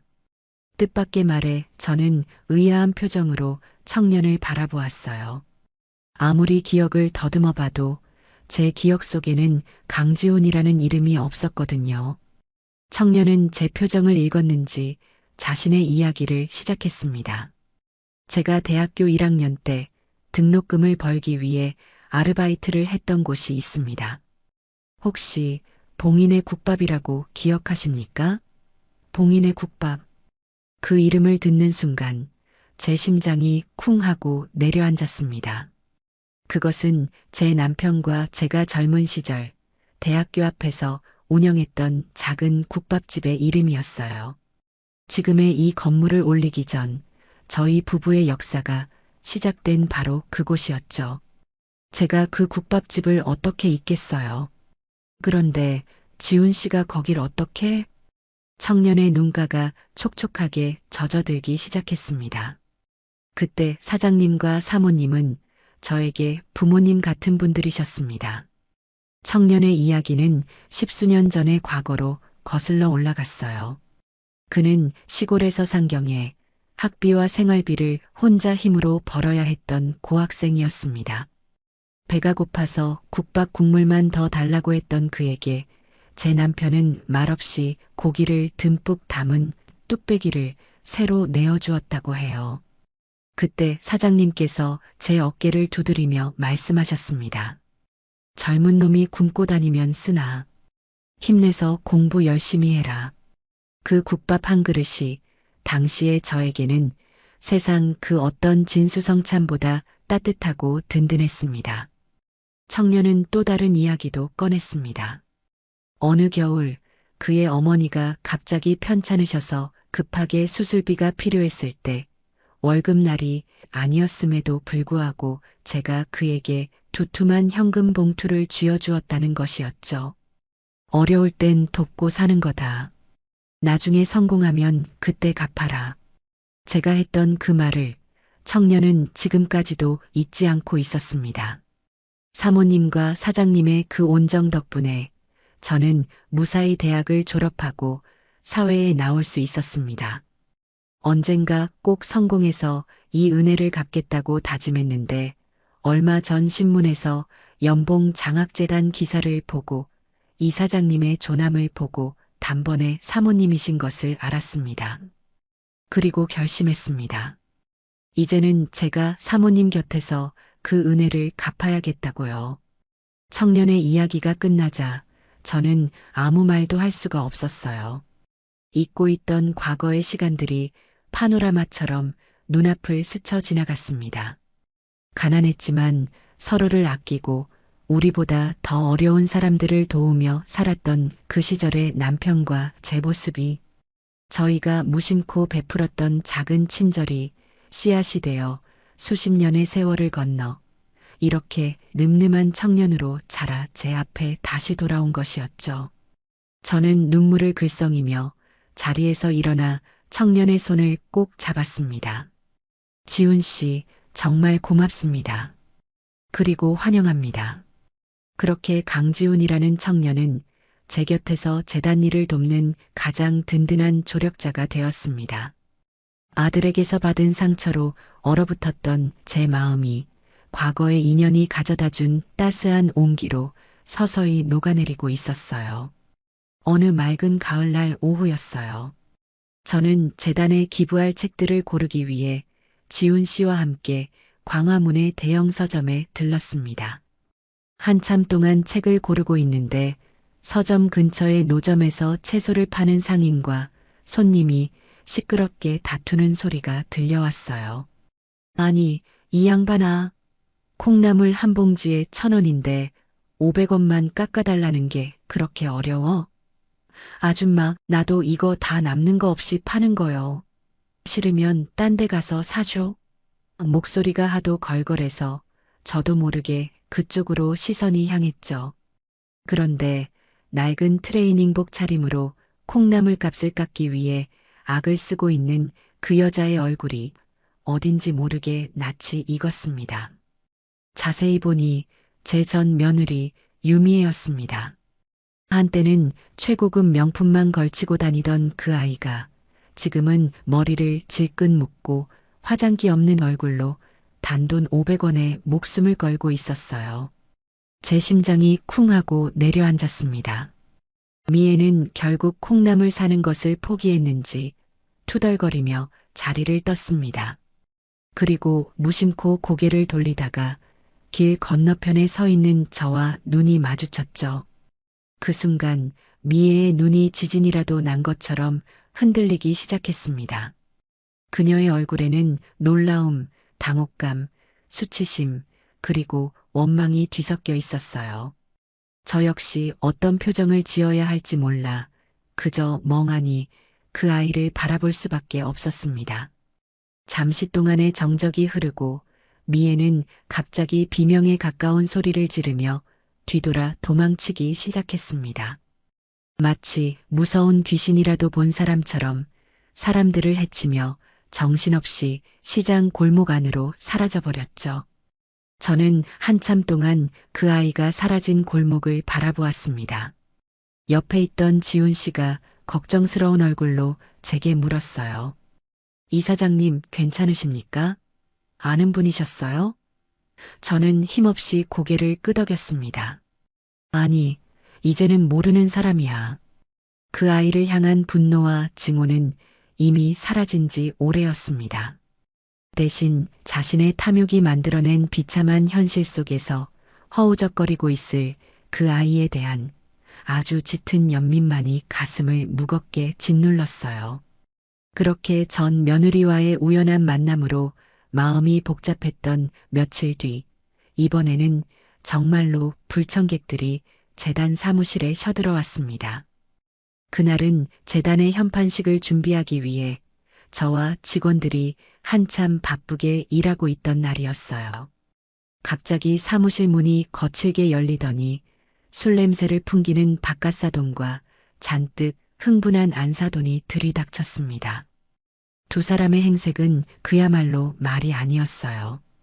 박갓사돈은 며칠은 좋게 씻지 않은 듯한 꾀죄죄한 모습이었고, 안사돈은 예전에 그 고상함은 온데간데 없이 머리가 산발이 된 채 눈에 핏발이 서 있었죠.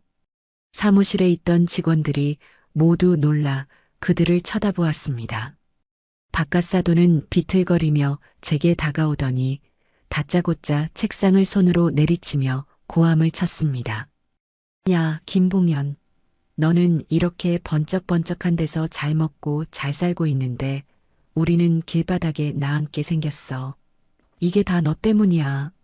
안사돈도 옆에서 악을 쓰며 거들었죠. 맞아. 당신이 우리 딸 인생만 망친 게 아니라 우리 집안을 아주 풍비박산 내놨어. 당신 때문에 우리 남편 사업도 망하고 집도 넘어가고 사기꾼으로 몰려서 경찰서까지 들락거렸다고. 어떻게 좀 해봐. 당신이 책임져야 할 거 아니야. 두 사람은 사무실이 떠나가라 소리를 지르며 온갖 서류들을 바닥에 집어 던지는 등 행패를 부리기 시작했습니다. 지훈 씨와 다른 직원들이 달려들어 그들을 말렸지만 막무가내였죠. 예전에 저였다면 아마 그들의 뻔뻔함에 분노하며 함께 소리를 질렀을지도 모릅니다. 하지만 저는 이상할 정도로 차분했어요. 저는 조용히 자리에서 일어나 그들에게 다가갔습니다. 그리고 아주 나지막하지만 단호한 목소리로 말했죠. 두 분의 인생이 망가진 것은 저 때문이 아니라 두 분의 탐욕 때문입니다. 제 말에 두 사람은 잠시 할 말을 잃은 듯 저를 쳐다보았어요. 저는 계속해서 말을 이어갔습니다. 이곳은 두 분처럼 염치 없는 분들이 와서 행패를 부릴 곳이 아닙니다. 어려운 환경 속에서도 정직하게 땀 흘리며 살아가는 젊은이들의 꿈을 응원하기 위해 만들어진 신성한 공간입니다. 두 분은 이곳에 있을 자격이 없어요. 그러니 당장 나가주십시오. 제 단호한 태도에 안사돈이 다시 이성을 잃고 제 머리채라도 잡을 것처럼 달려들었습니다. 뭐? 자격? 이 여자가 지금 누굴 가르치려고 들어. 하지만 그 손이 제게 닿기 전 지훈 씨가 그 앞을 막아섰습니다. 그리고 사무실 입구에는 지훈 씨가 미리 연락해둔 보안 요원들이 도착해 있었죠. 더 이상 소란 피우시면 업무 방해로 경찰에 신고하겠습니다. 보안 요원들의 경고에 박갓사돈은 기가 죽었는지 멈칫했지만 안사돈은 끝까지 발악을 했습니다. 결국 두 사람은 보안 요원들의 손에 양팔이 붙들려 추하게 몸부림을 치며 사무실 밖으로 끌려나갔습니다. 복도까지 그들의 저주 섞인 고함이 들려왔지만 저는 더 이상 돌아보지 않았습니다. 제 인생을 좀먹던 과거의 그림자들이 그렇게 완전히 정리되는 순간이었어요. 저는 직원들에게 놀라게 해서 미안해요. 이제 다시 일합시다라고 말하며 아무 일도 없었다는 듯 제자리로 돌아와 서류를 검토하기 시작했습니다. 드디어 연봉 장학재단의 첫 장학금 수여식이 열리는 날이 밝았습니다. 재단이 위치한 건물 대강당은 장학생으로 뽑힌 20명의 학생들과 그 가족들, 그리고 재단 후원자들로 가득 차 있었어요. 저는 단상에 서서 반짝이는 희망으로 가득 찬 학생들의 얼굴을 하나하나 바라보았습니다. 그 맑은 눈들을 보고 있자니 지난 몇 달간의 시름과 아픔이 눈 녹듯이 사라지는 기분이었습니다. 제 차례가 되어 저는 마이크 앞에 섰습니다. 그리고 제가 미리 준비해 온 원고 대신 제 마음속의 이야기를 하기 시작했어요. 오늘 이 자리에 선 학생 여러분, 그리고 귀한 자녀들을 훌륭하게 키워내신 학부모님 여러분, 진심으로 축하드립니다. 이 장학금은 단순히 여러분의 학비를 지원하기 위한 돈이 아닙니다. 저는 잠시 숨을 고르고 제 남편의 이야기를 꺼냈습니다.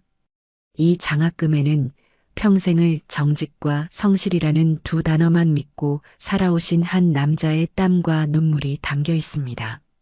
제 남편은 비록 많이 배우지는 못했지만 언제나 배움에 대한 열망이 가득한 젊은이들을 마음속 깊이 응원했던 사람이었습니다. 저는 학생들을 바라보며 제 진심을 전했습니다. 그러니 여러분, 부디 이 장학금의 무게를 잊지 말아 주십시오.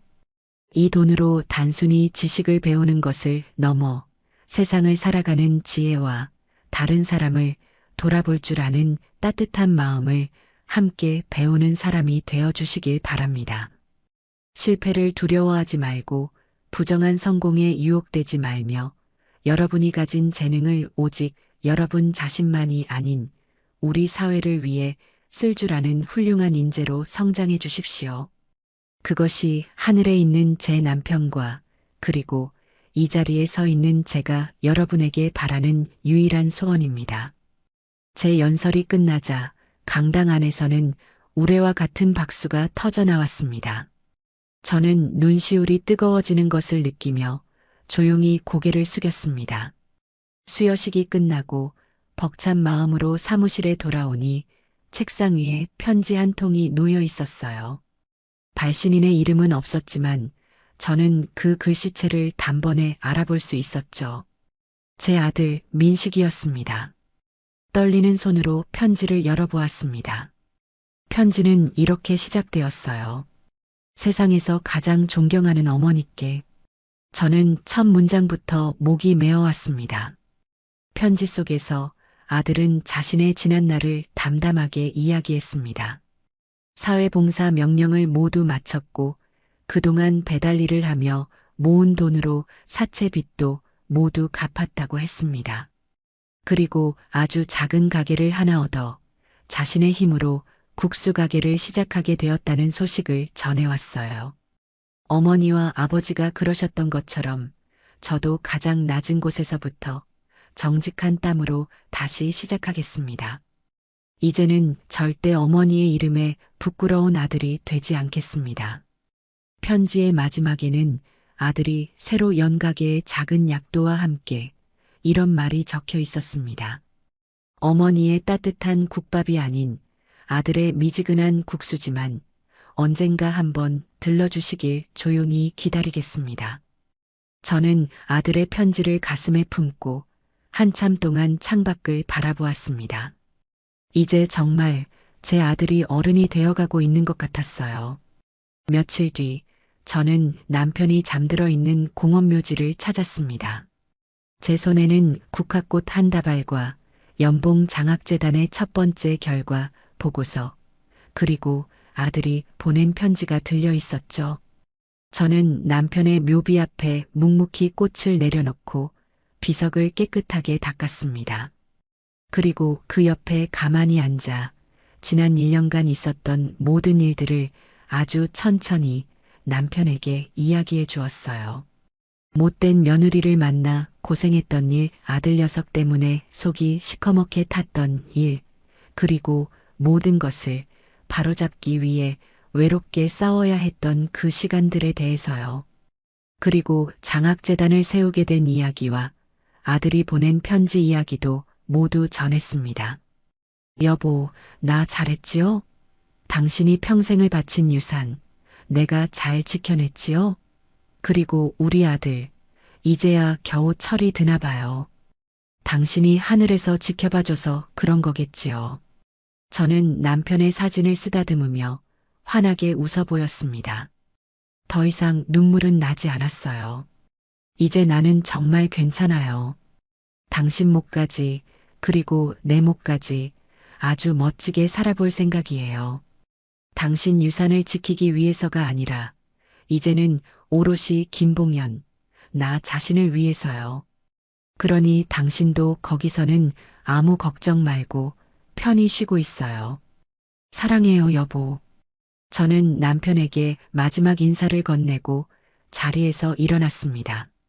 가을 하늘은 더없이 높고 푸르렀고 따스한 햇살이 저를 부드럽게 감싸주고 있었어요.